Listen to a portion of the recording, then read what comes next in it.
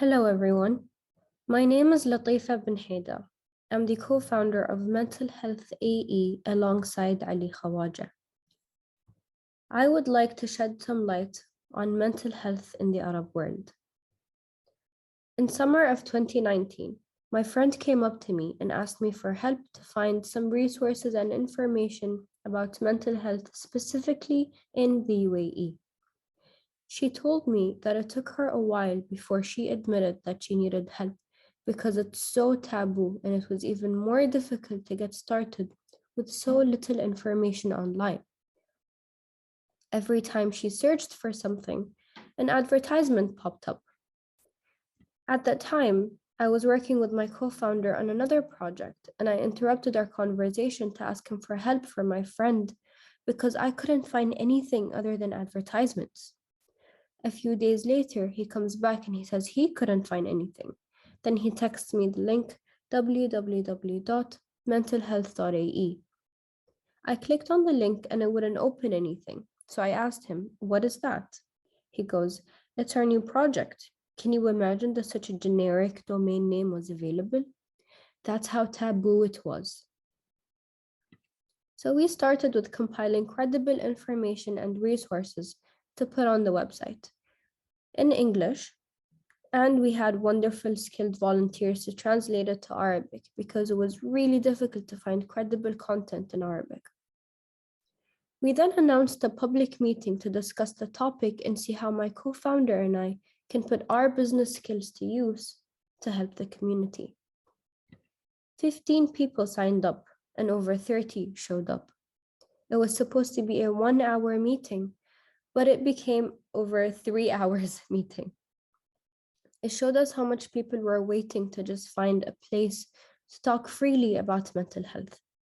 At the beginning of the meeting, people were looking around and you saw how they were trying to lower their heads and hide their faces as if they were ashamed or too shy to talk about such an important topic. But after a few questions and some brave people who started sharing, they opened up. My co-founder and I left the meeting with over 18 pages of notes of highlights from the meeting. It was a big slap on the face for us. Mental Health AE started in 2019, and over the years, we have heard many sad stories from our community. Here are some of them. My mother said, "Don't speak so loudly about mental health. What if someone hears you? You're not going to get married." I can't tell my boss that I need mental health break because I'm afraid I'll get fired. So I lie and ask for a regular medical leave. And worse than that, my insurance does not cover professional mental health services and medication. I told my mom to give me money for a personal trainer and gym membership, but I secretly used the money for therapy. I told my family that I'm struggling mentally, and they said it's because I don't pray enough and I don't wear my hijab correctly. My partner broke up with me because I told him that I was diagnosed with depression and anxiety. He didn't know how to deal with me or react, so he just said, "Let's end it." I told my best friend that I need therapy, and she said, "Isn't that for crazy people?"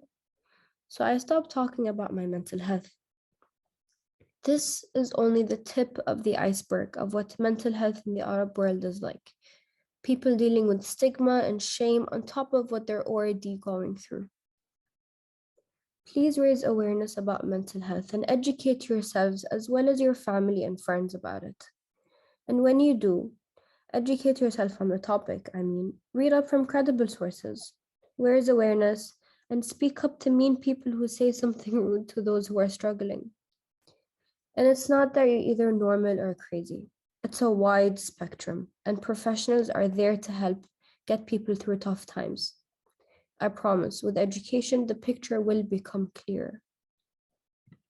1 in 4 people suffer from a mental health problem. Imagine how many friends or family members are going through something in silence and not sharing it with anyone or asking for help because of the stigma.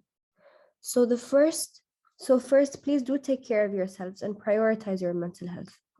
Educate yourself. And lastly, be kind. My message to you is, together we can create ripples of wellness. Thank you very much for listening.